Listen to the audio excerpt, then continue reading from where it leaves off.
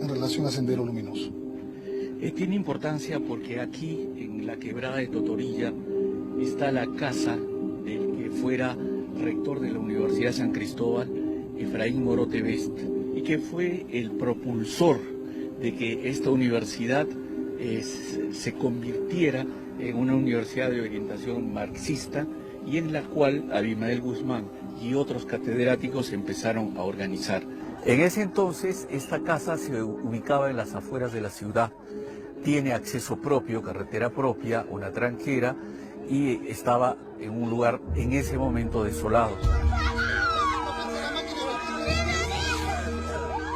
Abimael Guzmán se casa con Augusta Latorre, su primera mujer, en esta casa. Es una casa, me parece, no sé cómo habrá sido en aquella época, de una familia más o menos acomodada. La familia de Augusta Latorre era una familia acomodada, tenían la hacienda Iribamba, que después la Augusta y Abimael la usan para prácticas de los terroristas.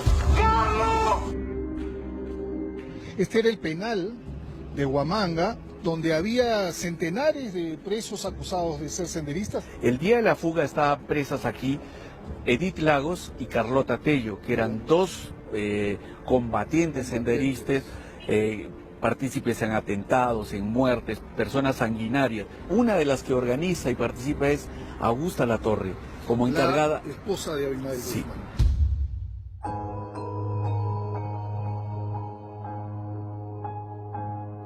La ciudad de Huamanga, la capital del departamento de Ayacucho, está ubicada a 2.700 metros sobre el nivel del mar. Este lugar, hoy apacible, calmado y con un clima amable, fue el escenario principal de la formación, el crecimiento y el desarrollo de Sendero Luminoso, el grupo terrorista más criminal de nuestra historia. En sus calles, bajo sus portales, en cada esquina, hay rastros de dos personajes clave en esta historia: Augusta Latorre Carrasco y Abimael Guzmán Reynoso.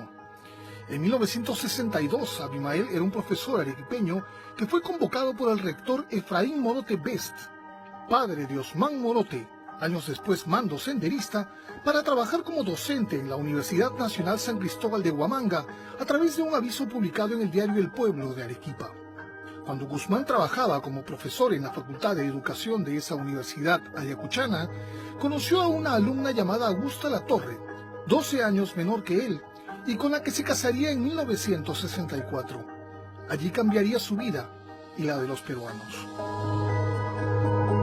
El periodista Humberto Jara, que realizó una exhaustiva y detallada investigación sobre lo que ocurrió entre 1962 y 1980 con Abimael Guzmán y Augusta Latorre en diversas ciudades de Ayacucho en los últimos meses, viajó con nosotros a Huamanga este fin de semana para recorrer los pasos de los verdaderos formadores de Sendero. Abimael Guzmán, como el ideólogo, el filósofo, y Augusta Latorre, aunque suene difícil creerlo, como el brazo militar de los inicios del senderismo. ¿Por qué era importante que Abimael Guzmán tomara el control de la Facultad de Educación? Para ellos, el magisterio siempre fue un objetivo, infiltrarse, nacional. Claro. La infiltración en el magisterio era un objetivo por ellos, por una razón. Ellos decían, si nosotros formamos profesores que tengan formación marxista, comunista, maoísta, entonces estos profesores se van a encargar de difundir estas ideas y tratar de captar a los alumnos. La idea tiene cierta eficacia, pero es perversa, porque de lo que está partiendo es un profesor ingresa a formarse para enseñar el conocimiento humano, inculcarle a ese profesor ideas de destrucción para que luego las transmite a alumnos que quieren formarse en distintas profesiones. Es una aberración. Es una aberración. Claro. Esa idea pérfida fue la que Guzmán enarboló y por eso captura la Facultad de Educación y aquí empiezan a hacer ese tipo de adoctrinamiento. Esta conversación se hizo al pie de la higuera de la universidad, un lugar mítico para los iniciadores de Sendero, porque era allí donde Guzmán se reunía con sus alumnos y les lavaba el cerebro. Es decir, que fue un objetivo político. Fue un objetivo político desde el inicio. Y Efraín Morote Best, el papá de Osman Morote, lo permitió. El padre de Osman Morote permitió, avaló, lo nombró a Guzmán jefe del departamento de recursos humanos, con lo cual, ¿quién pedía contratar a profesores? Guzmán. Efraín Morote, el padre del hoy detenido Osman Morote Barrio Nuevo, despidió a la mayoría de los profesores que tenía entonces. Personajes de la talla de Julio Ramón Ribeiro, Osvaldo Reynoso, Marco Martos, Luis Guillermo Lumbreras y Antonio Cisneros, entre otros. Simplemente para convertir ese centro de estudios en una universidad marxista y formadora de revolucionarios y asesinos. ¡Viva el presidente Gonzalo! Sin embargo, ¿dónde se realizaban las reuniones políticas? ¿Dónde se efectuaban las reuniones clandestinas para no ser observados por agentes de inteligencia o de seguridad del Estado, como se llamaba entonces? Para eso, había que trasladarse hacia las afueras de la ciudad. Esta era exactamente la casa de campo de Efraín Morote Best.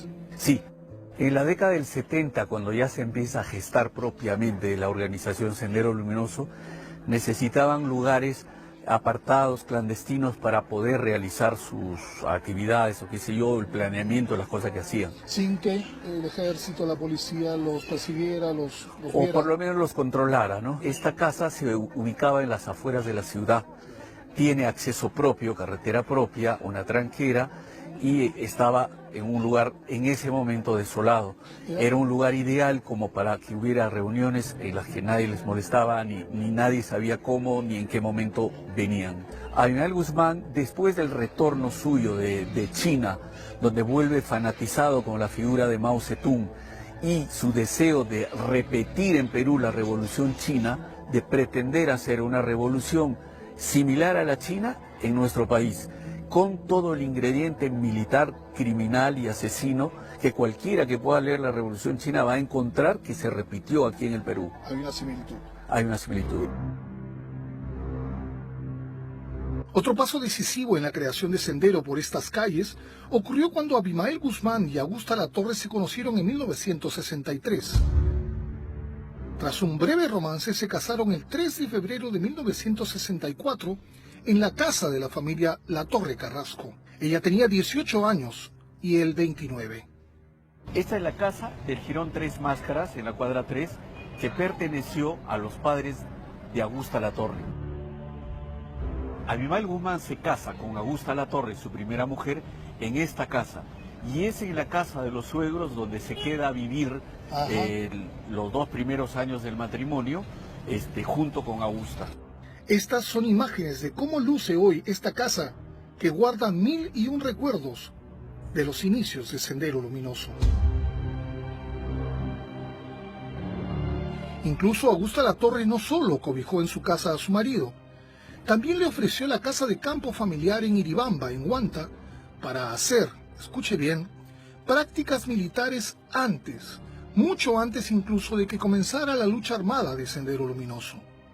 Acá vivió el asesino, ¿no? Claro, este lugar lo que tiene como registro histórico es que el revolucionario en ese tiempo, el año 62, convertido luego en terrorista y que siempre habló de que la burguesía había que destruirla y todo, tuvo un buen pasar. Sin ninguna duda. Se vino a vivir a la casa de los suegros, en una magnífica casa, y usufructuó de todo aquello que él después renegaría, ¿no? El papel de Augusta Latorre en los inicios del senderismo fue realmente fundamental. El 17 de febrero de 1980, Sendero Luminoso comenzó la lucha armada en las alturas de Chuxchi, al quemar ánforas y material electoral que iba a ser utilizado en las elecciones presidenciales al día siguiente, elecciones que nos devolverían la democracia después de 12 años de dictadura militar. Casi 2 años después, en marzo de 1982, Augusta Latorre jugó un papel protagónico en un asalto senderista muy recordado en Huamanga. Estamos exactamente a unas 3 cuadras de la Plaza de Armas de Huamanga y este es un lugar histórico para la historia de Sendero Luminoso. Este era el penal de Huamanga, donde había centenares de presos acusados de ser senderistas. Ahora es una Asociación de Artesanos, acá ocurrió un hecho muy importante para la historia de Sendero, ¿no? En marzo de 1982, aquí estaban presos senderistas. Y lo que hace Sendero es organiza una intervención a este local para la fuga de los senderistas presos. Pero creo que fugaron muchísimos senderistas, ¿no? Salen 374 presos, no todos senderistas, había presos comunes, y entonces ese operativo es una de las que organiza y participa es Augusta Latorre, la primera esposa de Abimel Guzmán, Augusta Latorre, fundadora de Sendero Luminoso y la encargada del brazo militar. La formación de ella ha sido más que política, militar. En China es preparada en la Escuela Militar de Nankín, luego viene a Perú, organiza, y cuando Sendero inicia sus actividades, Augusta Latorre es la mujer que genera todo el brazo militar, encabeza las primeras acciones militares. El día de la fuga estaban presas aquí Edith Lagos y Carlota Tello, que eran dos combatientes senderistas, partícipes en atentados, en muertes, personas sanguinarias. Lo que ocurrió después, durante los 80 y comienzos de los 90, es historia conocida. Sendero comenzó una guerra despiadada y cobarde contra los peruanos que provocó la muerte de decenas de miles de personas. Eso ya se sabe. Lo que no se sabía es lo que hemos contado hoy, debido a una estupenda investigación periodística que ha buscado, en el mismo lugar en el que ocurrieron, los hechos que provocaron la creación de, parafraseando a los comunistas radicales, ese vómito negro llamado Sendero Luminoso. En Huamanga vive 250.000 de personas, hablan castellano y quechua, trabajan desde el amanecer y se sienten protegidos espiritualmente por sus 33 iglesias. Hoy, Sendero es parte del pasado, de aquel espantoso pasado que ya ha quedado atrás, pero que no se ha olvidado y que no se debe olvidar jamás.